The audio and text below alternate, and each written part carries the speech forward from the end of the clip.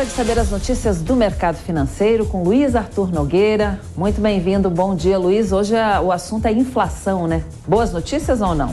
Boas notícias, Cláudia Bartel. Bom dia a todos. Muito obrigado a você pelo carinho da sua audiência. Estamos começando mais uma edição do Mercado Financeiro, sempre com as principais notícias da economia, do mundo das finanças. O ministro da Fazenda, Fernando Haddad, participa neste momento de um evento aqui em São Paulo. Daqui a pouquinho a gente vai conferir o que ele anda falando por lá e como isso afeta o mercado financeiro.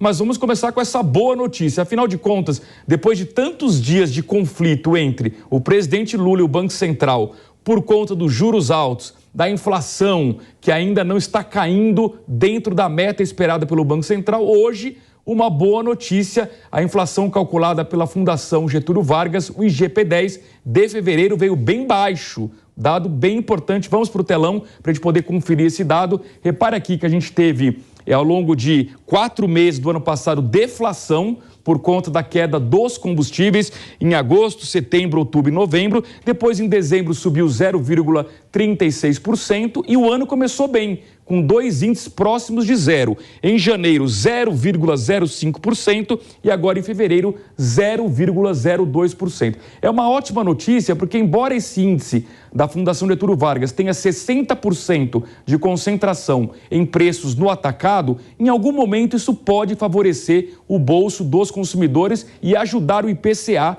que é o índice oficial do Brasil. No próximo gráfico, a gente vai ver o acumulado em 12 meses, dá para perceber claramente a inflação perdendo força no Brasil. Repare que há um ano nós tínhamos uma inflação de 16,7% no acumulado em 12 meses. Ela veio caindo e agora está em 2,3%. O que significa que a inflação calculada pela Fundação Getúlio Vargas, o IGP-10, está num patamar bem menor do que o da inflação oficial, que é o IPCA. Lembrando que a meta deste ano para o IPCA é de 3,25%, o centro da meta, com uma tolerância de 1,5 ponto a mais ou a menos. No caso, o limite do teto é de 4,75% para este ano.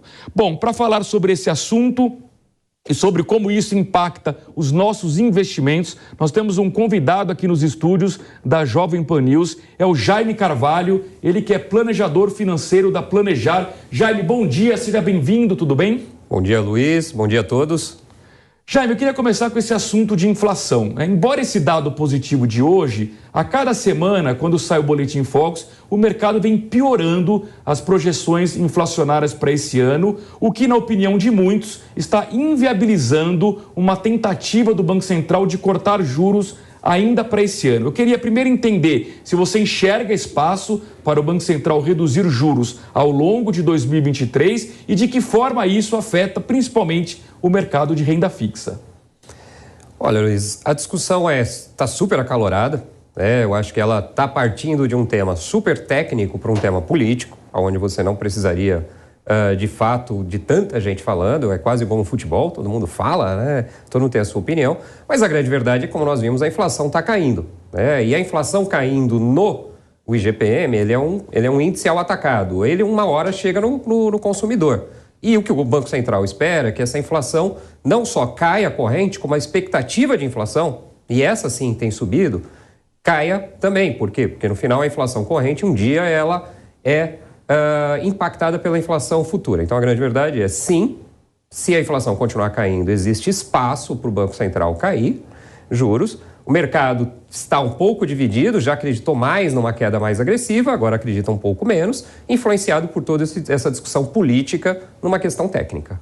Perfeito. E o que isso impacta o mercado de renda fixa? Afinal de contas, o Brasil continua sendo um grande pagador de juros, a gente brinca que é o paraíso dos juros altos. Os estrangeiros vêm colocando muito dinheiro também na nossa renda fixa, comprando títulos públicos, porque está fácil ganhar dinheiro com juros aqui no Brasil. E a gente tem muito investidor com medo ainda em relação ao futuro econômico do governo Lula. Como é que as pessoas podem proteger o dinheiro delas da inflação?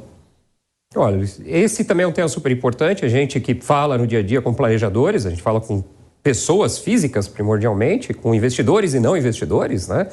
Essa preocupação é uma preocupação corrente, muitas dúvidas em relação ao futuro, mesmo para quem não é do mercado, né? Porque a pessoa acaba sendo impactada por tudo isso. A grande verdade é que os juros altos favorecem quem é o investidor. E muito se fala, eu acho que esse é o tema super importante, quem é esse investidor? Não é só o investidor estrangeiro, são as pessoas físicas. Mais de 20%, 15% da população brasileira é investidora. A pessoa está guardando para o futuro dela. Muitos dos investidores são, por exemplo, fundos de pensão, funcionários públicos. Então tem muito dessa questão, os juros altos favorecem a Faria Lima. Faria Lima é um termo que se usa simplesmente para quem negocia. As empresas que fazem a intermediação estão lá. O dinheiro é do brasileiro que está por aí afora. E a grande verdade é isso. A renda fixa favorece você ter um investimento mais conservador. Agora, se você está poupando para 10, 15, 20 anos, não adianta você olhar só os juros de curto prazo. Você tem que fazer aplicações com um pouco mais de risco ou, diria eu, um pouco mais adequadas ao seu perfil.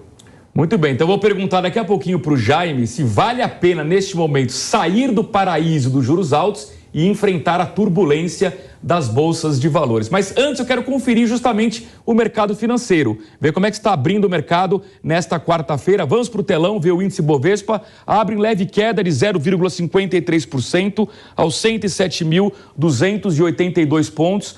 No ano, o índice Bovespa ainda acumula prejuízo de 2,2%, ou seja, quem acreditou que a Bolsa de Valores iria bem, por enquanto, está perdendo dinheiro. O que não significa que isso não possa ser revertido ao longo dos próximos meses. No próximo gráfico, a gente vai ver as bolsas globais. Hoje, Europa em alta, Frankfurt 0,45%, Londres 0,05%, Paris 0,93%, Madrid 0,12%. Já na Ásia, pregões fechados, todos em queda. Xangai 0,39% de perdas, Tóquio 0,37%, Hong Kong 1,43%.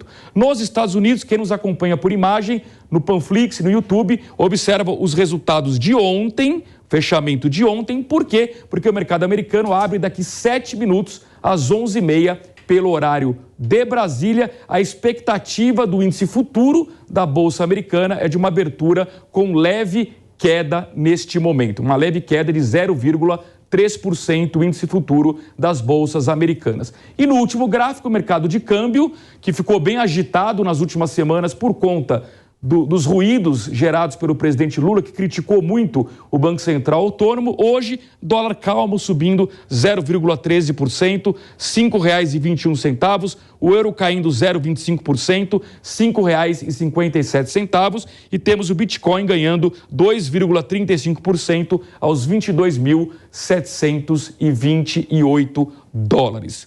O que tem mexido muito no mercado financeiro nas últimas semanas, como eu disse, é essa questão envolvendo uma disputa entre o presidente Lula e o Banco Central Autônomo. Nós temos uma reportagem para a gente poder trazer esse assunto aqui do João Vitor Rocha, mas antes nós temos o ministro Flávio Dino falando ao vivo em evento aqui em São Paulo. Vamos acompanhar. Praticamos é um modelo necessariamente conflituoso. Então eu tenho dedicado tempo a essa função de diálogo, de moderação, de ponderação, para que exatamente haja a incidência da autoridade da lei e ao mesmo tempo haja esse ambiente institucional para que os temas nacionais consigam evoluir.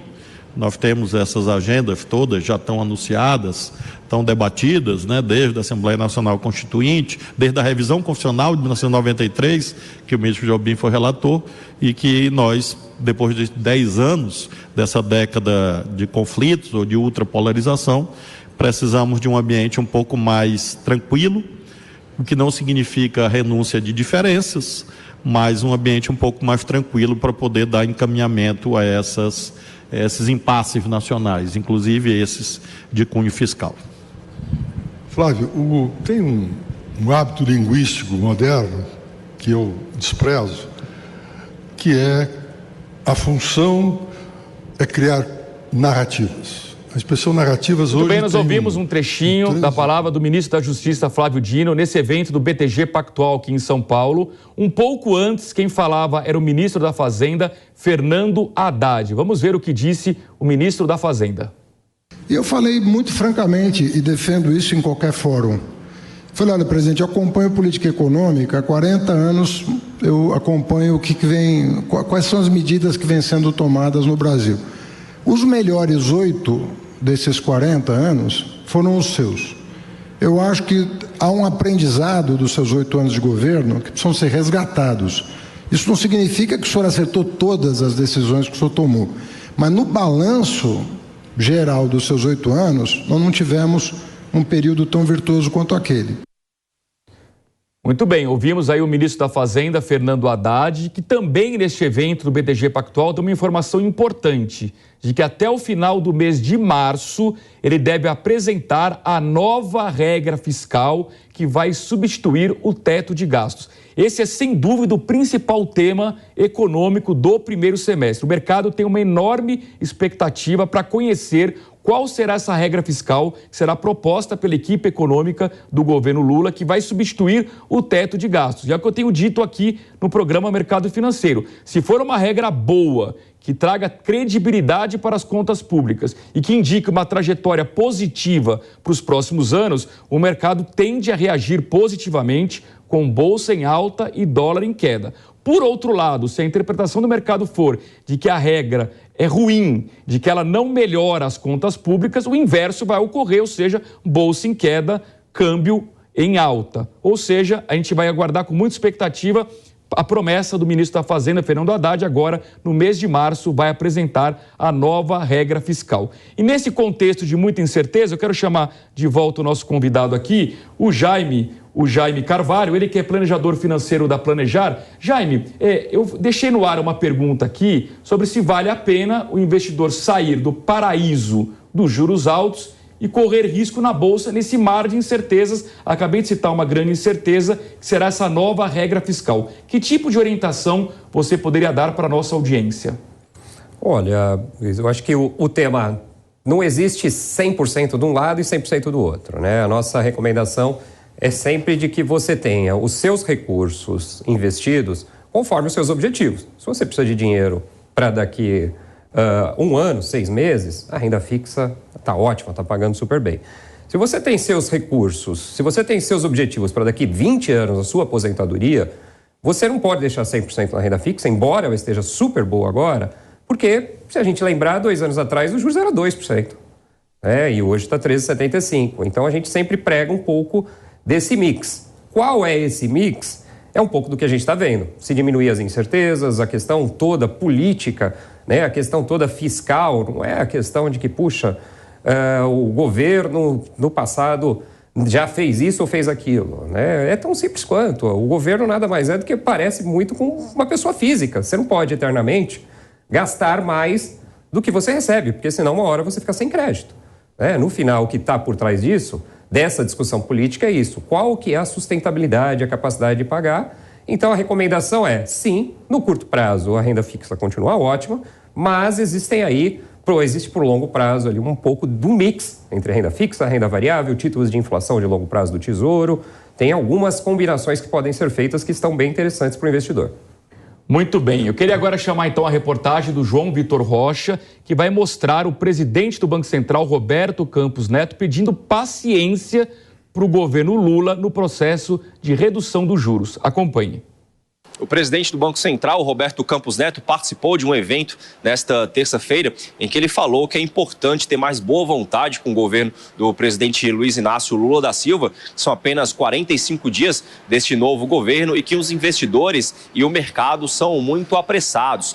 Roberto Campos Neto, por exemplo, citou o último plano fiscal apresentado por Fernando Haddad, ministro da Fazenda, agora em janeiro, em que pretende mexer no orçamento de 2023 para diminuir a previsão do rombo que está na casa de 231 bilhões de reais. Roberto Campos Neto também afirmou que o governo federal tem uma proposta, deve apresentar em breve uma nova regra para os gastos públicos, em substituição ao teto de gastos. O presidente do Banco Central, ele também confirmou que é importante, de fato, ter uma discussão mais ampla em relação à taxa de juros, numa sinalização clara tanto a Luiz Inácio Lula da Silva quanto a bancada do PT no Congresso Nacional, que nos últimos dias apoiou um convite para que o presidente do Banco Central seja convocado, seja convidado para dar explicações no Congresso Nacional. E Roberto Campos Neto citou nominalmente Simone Tebet, a ministra do Planejamento, com quem ele disse que teve uma conversa muito boa.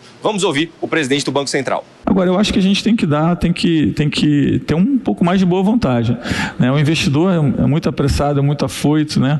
E assim, acho que a gente precisa ter um pouco mais de boa vontade com o governo, né? 45 dias é pouco tempo. Acho que tem tido uma boa vontade enorme do ministro Haddad de falar, olha, nós temos aqui, né, um princípio de seguir um plano fiscal com disciplina, tem um arcabouço que está sendo trabalhado,